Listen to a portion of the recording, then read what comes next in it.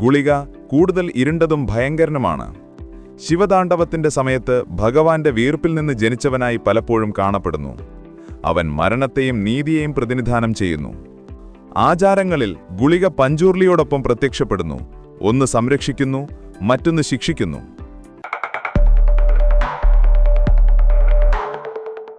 STMലേക്ക് സ്വാഗതം.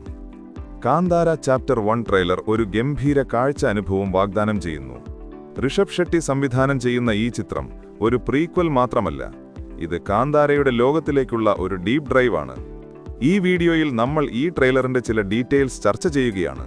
പഞ്ചൂർലിയുടെയും ഗുളികയുടെയും ഉത്ഭവം എങ്ങനെ കടമ്പ രാജവംശവുമായി ബന്ധിപ്പിക്കാൻ സാധ്യതയുണ്ടെന്നും ഐതിഹ്യവും ചരിത്രവും ചേർന്ന ഈ മിശ്രിതം എങ്ങനെ കന്നഡ സിനിമയിലെ ഏറ്റവും ആംബിഷ്യസ് ആയ ഒന്നായി മാറുമെന്നും നമ്മൾ പരിശോധിക്കും. കാന്താര 2022 14 കോടി ബഡ്ജറ്റിൽ നിർമ്മിച്ച ഏകദേശം 450 കോടി കളക്ഷൻ നേടി നേഷൻ വൈഡ് ബ്ലോക്ക് ബസ്റ്ററായി മാറി. ഇത് ബോക്സ് ഓഫീസ് വിജയം മാത്രമല്ല, ദൈവികതയെയും വീണ്ടെടുപ്പിനെയും കുറിച്ചുള്ള കഥ പറഞ്ഞ രീതിയും കൂടിയാണ് ഈ സിനിമയെ വ്യത്യസ്തമാക്കുന്നത്. ചില വിമർശകർ ഈ സിനിമയിലെ ചില റെട്രോഗ്രസീവ് ആയ തീംസ് ചൂണ്ടിക്കാട്ടിയെങ്കിലും ആ വിമർശനങ്ങൾക്ക് മുകളിൽ ഉയരാൻ ഈ സിനിമയ്ക്കായി. മനുഷ്യനും മണ്ണും ദൈവികതയും തമ്മിലുള്ള ബന്ധം ഇതിനെ മറക്കാനാവാത്ത ഒന്നാക്കി മാറ്റി. ക്ലൈമാക്സ്, ശിവ തന്നെ അച്ഛന്റെയും മണ്ണിന്റെയും പാരമ്പര്യവുമായി ഒന്നാകുന്ന രംഗം ഒരു മാസ്റ്റർ സ്ട്രോക്ക് ആയിരുന്നു. അതുകൊണ്ടാണ് ഒരു പ്രീക്വൽ തിരഞ്ഞെടുക്കുന്നത് വളരെ യുക്തിസഹമാകുന്നത്. ഇപ്പോൾ പ്രീക്വൽ നമ്മളെ നൂറ്റാണ്ടുകൾ പിന്നോട്ട് കൊണ്ടുപോകുന്നു. കർണാടകയിലെ ആദ്യത്തെ നേറ്റീവ് കിങ്ഡമായ കടമ്പ രാജവംശത്തിന്റെ ഭരണകാലത്തേക്ക്. 345 CEയിൽ മായൂര ശർമ്മ എന്ന കടമ്പ രാജാവ് ദക്ഷിണ കർണാടകയിൽ കടമ്പ സാമ്രാജ്യം സ്ഥാപിച്ചു. അവർ ഭരണപ്രക്രിയയിൽ കന്നഡ ഭാഷ ഉപയോഗിച്ചു. അത് അവിടത്തെ ജനങ്ങൾക്ക് ഒരു കന്നഡ ഐഡന്റിറ്റി രൂപപ്പെടുത്തുന്നതിൽ വലിയ പങ്കുവഹിച്ചു. കാന്താര ചാപ്റ്റർ 1ന്റെ കഥ കടമ്പ സാമ്രാജ്യത്തിന്റെ പശ്ചാത്തലത്തിൽ ഒരുക്കുന്നതുവഴി യഥാർത്ഥ ചരിത്രവും ഐതിഹ്യങ്ങളും ചേർത്ത് കഥ പറയാൻ സാധിക്കുന്നു.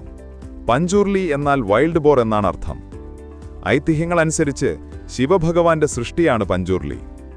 വളരെ ഡിസ്ട്രക്റ്റീവായൊരു ബോറായിരുന്നു പഞ്ചൂർലി. അങ്ങനെ ഒരു നാൾ ശിവഭഗവാൻ പഞ്ചൂർലിയെ ശപിച്ച് ഭൂമിയിലേക്ക് തിരിച്ചയക്കുന്നു. എന്നാൽ നാശം വരുത്തുന്നതിന് പകരം അവൻ വയലുകളുടെയും കാടുകളുടെയും ഗ്രാമങ്ങളുടെയും ഗാർഡിയനായി മാറി. സമ്പൽ സമൃദ്ധിയും നീതിയും ഉറപ്പാക്കി. ഇന്നും ഭൂതകോല ആചാരങ്ങളിൽ വിശ്വാസികൾ പഞ്ചൂർലിയെ ഉൾക്കൊണ്ട് ആളുകളെ അനുഗ്രഹിക്കുകയും നീതി നടപ്പാക്കുകയും ചെയ്യുന്നു.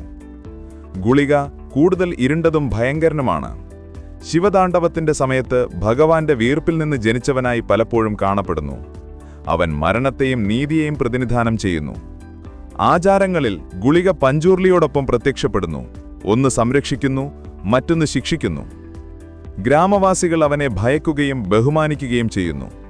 പഞ്ചൂർലിയും ഗുളികയും ചേർന്ന സമ്പൽ സമൃദ്ധിയും നീതിയും ഉറപ്പാക്കുകയും മനുഷ്യനും പ്രകൃതിയും തമ്മിലുള്ള ഒരു ബാലൻസ് നിലനിർത്തുകയും ചെയ്യുന്നു എന്നാണ് വിശ്വാസം. ആദ്യ സിനിമയോട് സമാനമായ ഒരു തീം തന്നെയാണ് ഈ സിനിമയും പിന്തുടരുന്നത്. ദൈവപൂജയിൽ വിശ്വസിക്കുകയും പ്രകൃതിയോട് ചേർന്ന് ജീവിക്കുന്ന കീഴാളവർഗവും അവരെ അടിച്ചമർത്താൻ ശ്രമിക്കുന്ന ഒരു മേലാളവർഗവും തമ്മിലുള്ള സംഘർഷമാണ് ഈ സിനിമയുടെ കഥ എന്ന് ടീസറിൽ നിന്ന് മനസ്സിലാകുന്നു. കടമ്പ സാമ്രാജ്യം പുനഃസൃഷ്ടിക്കാൻ ഒരുക്കിയ വലിയ സെറ്റ്സ് കനത്ത മഴയിൽ നശിച്ചു.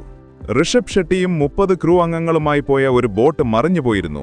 ഭാഗ്യവശാൽ എല്ലാവരും സുരക്ഷിതരായിരുന്നു. എന്നാൽ ഒരുപാട് എക്യുപ്മെന്റ് നഷ്ടപ്പെട്ടു. ഭൂതകോലയെക്കുറിച്ച് സിനിമ ചെയ്യുന്നത് അപകടസാധ്യതകൾ നിറഞ്ഞതാണെന്ന് നാട്ടിലെ തിയേറ്റർ ആർട്ടിസ്റ്റുകൾ അഭിപ്രായപ്പെട്ടു. കാരണം സ്പിരിറ്റ്സ് വിശുദ്ധമായ ആചാരങ്ങളുടെ കച്ചവടവൽക്കരണത്തിന് അനുകൂലിച്ചെന്ന് വരില്ല. അതുകൊണ്ട് കാന്താര ചാപ്റ്റർ 1 എന്നതിലുപരി ഒരുപാട് കാര്യങ്ങളുണ്ട്. ചരിത്രത്തെ ഐതിഹ്യവുമായി ബന്ധിപ്പിക്കാനും പഞ്ചൂർലിയുടെയും ഗുളികയുടെയും വേരുകൾ കർണാടകയിലെ ഏറ്റവും പഴയ രാജവംശത്തിലേക്ക് കണ്ടെത്താനും കാന്താരയുടെ മിഥുകളെ ഒരു ടൈംലെസ്സായ ഒന്നാക്കി മാറ്റാനുമുള്ള ഒരു ബോൾഡായ ശ്രമമാണിത്. ഇപ്പോഴത്തെ ചോദ്യം, ഋഷഭ് ഷെട്ടിക്ക് സിനിമാറ്റിക് ഗ്രാൻഡ്യോർ ആൻഡ് സ്പിരിച്വൽ ഓഥന്റിസിറ്റി എന്നിവയെ ബാലൻസ് ചെയ്യാൻ കഴിയുമോ എന്നതാണ്. സമയം മാത്രമേ ഉത്തരം നൽകൂ. ട്രെയിലറിനെക്കുറിച്ച് നിങ്ങൾക്കെന്ത് തോന്നി? കടമ്പ സെറ്റിംഗ് കൂടുതൽ ഡെപ്ത് നൽകുമെന്ന് തോന്നുന്നുണ്ടോ?